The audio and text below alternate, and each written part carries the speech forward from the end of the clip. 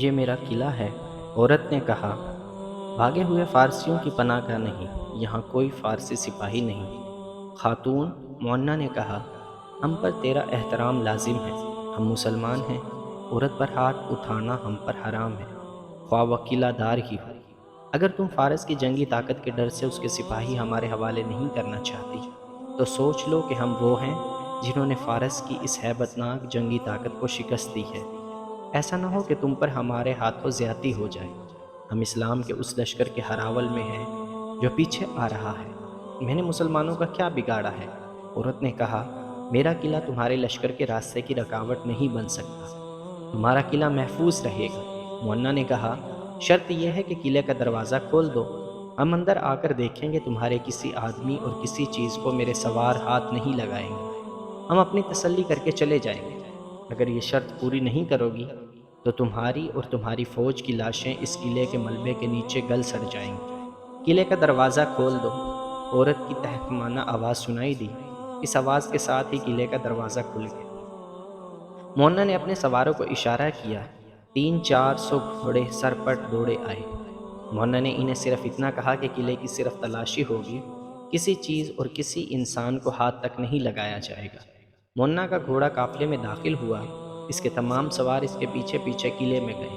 مونا نے ایک جگہ رک کر قافلے کی دیواروں پر نظر دوڑائی، ہر طرف تیر انداز کھڑے تھے، نیچے اسے کہیں بھی کوئی سپاہی نظر نہ آیا۔ مونا کے سوار قافلے میں پھیل گئے تھے۔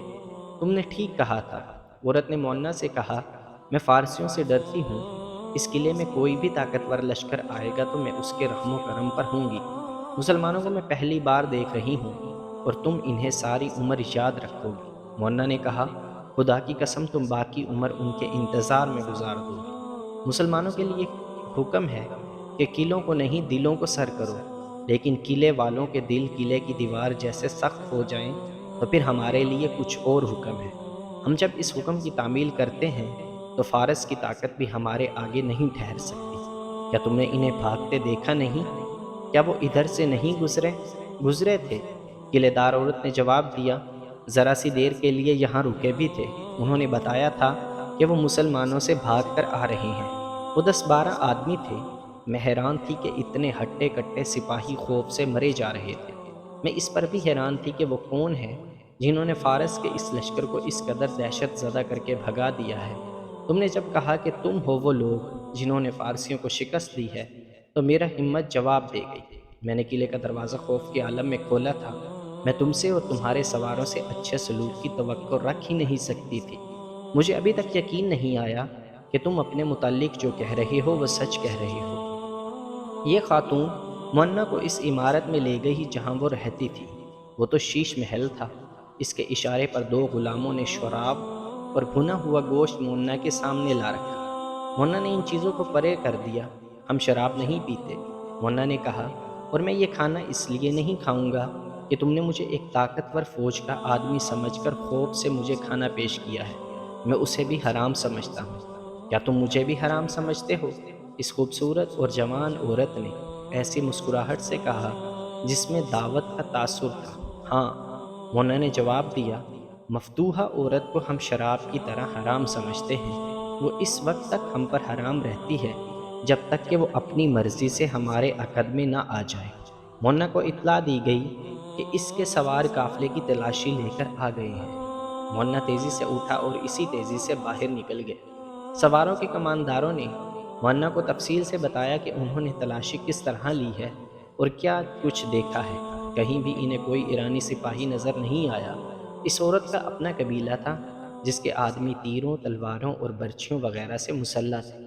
ان مونا کے سواروں کے خلاف لڑنے کی ہمت نہیں تھی۔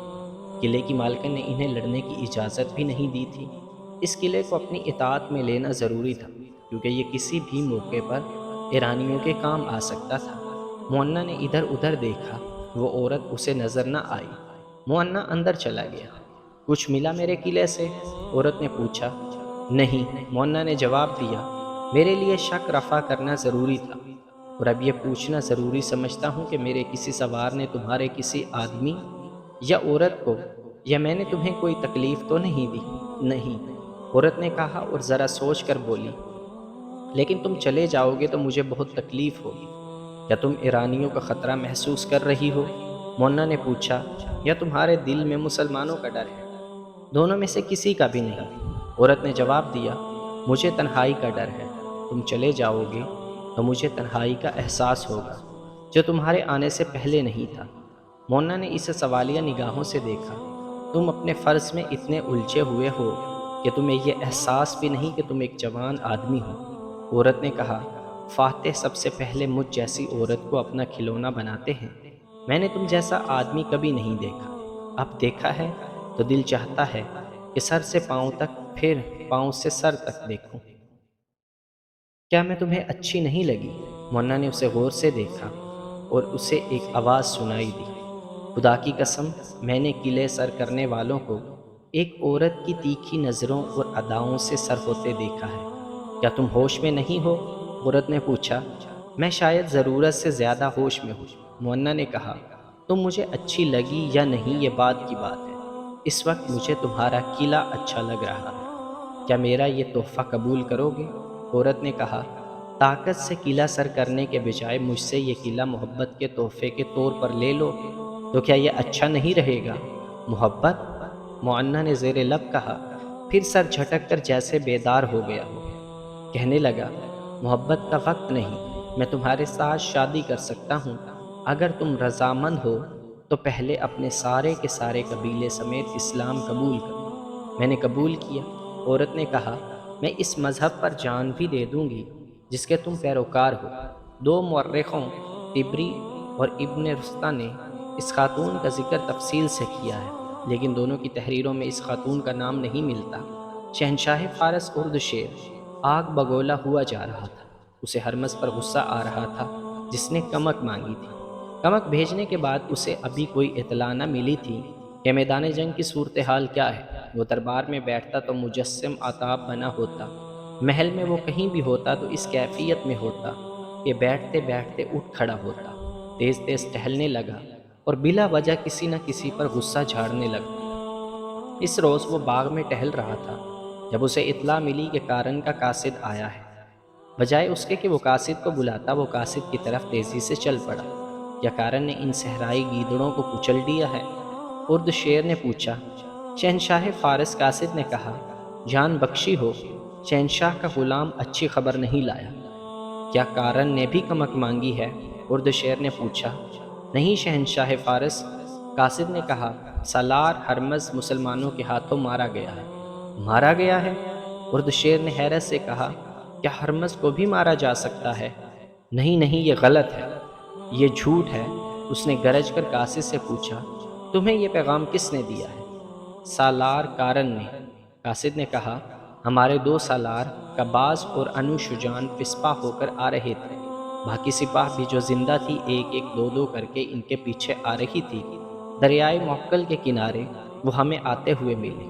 انہوں نے بتایا کہ سالار ہرمز نے مسلمانوں کو انفرادی مقابلے کے لیے للکارا تو ان کا ایک سالار خالد بن ولید ہمارے سالار کے مقابلے میں آیا۔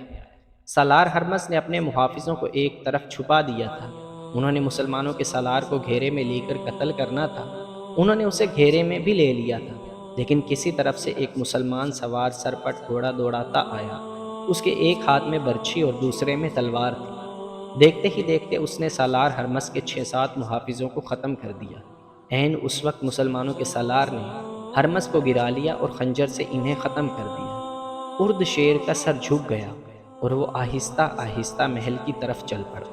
جب وہ محل میں پہنچا تو اس نے یوں دیوار کا سہارا لے لیا جیسے اسے ٹھوکر لگی ہو، اور گرنے سے بچنے کے لیے اس نے دیوار کا سہارا لے لیا۔ وہ اپنے کمرے تک دیوار کے سہارے پہنچا۔ کچھ دیر بعد محل میں ہڑبڑ سی مچ گئی۔ طبیب دوڑے آئے۔ ارد شیر پر کسی مرض کا اچانک حملہ ہو گیا تھا۔ یہ صدمے کا اثر تھا۔ فارس کی شہنشاہی شکست سے ناآشنا رہی تھی۔ اسے پہلی ضرب رومیوں کے ہاتھوں میں پڑی تھی اور فارس کی شہنشاہی کچھ حصے سے محروم ہو گئی تھی۔ اب اس شہنشاہی کو اس قوم کے ہاتھوں چوٹ پڑی تھی جسے ارد شیر قوم سمجھا ہی نہیں تھی۔ ارد شیر کے لیے یہ صدمہ معمولی نہیں تھا۔ کارن نے ابھی دریائے معقل کے کنارے پر خیمہ زن تھا۔ اس نے وہاں اتنے دن اس لیے قیام کیا تھا کہ ہرمز کی فوج کے بھاگے ہوئے کماندار اور سپاہی ابھی تک چلے آ رہے تھے۔ کارن انہیں اپنے لشکر میں شامل کرتا جا رہا تھا۔ ہرمز کے دونوں سالار کباز اور انو شجان اس کے ساتھ ہی تھے۔ وہ اپنی شکست کا انتقام لینے کا عہد کیے ہوئے تھے۔ ان کے کہنے پر کارن پیش قدمی میں محتاط ہو گیا تھا۔ قیام کے دوران اس کے جاسوس اسے اطلاعیں دے رہے تھے کہ مسلمانوں کی سرگرمیاں اور عزائم کیا ہیں۔ ان اطلاعوں سے اسے یقین ہو گیا تھا کہ مسلمان واپس نہیں جائیں گے بلکہ آگے آ رہے ہیں۔ خالد رضی اللہ عنہ نے جنگ سلاسل جیتنے کے بعد کاظمہ، ابلا اور چھوٹی چھوٹی آبادیوں کے انتظامی امور اپنے ہاتھ میں لے لیے تھے۔ جب وہ ان آبادیوں میں گئے تو وہاں کے مسلمانوں نے چلا چلا کر خالد زندہ باد، اسلام زندہ باد، خلافت مدینہ زندہ باد کے نعرے لگائے۔ وہ سرسبز اور شاداب علاقہ تھا۔ عورتوں نے خالد رضی اللہ عنہم اور اس کے محافظوں کے راستے میں پھول پھینکے۔ اس علاقے کے مسلمانوں کو بڑی لمبی مدت بعد ایرانی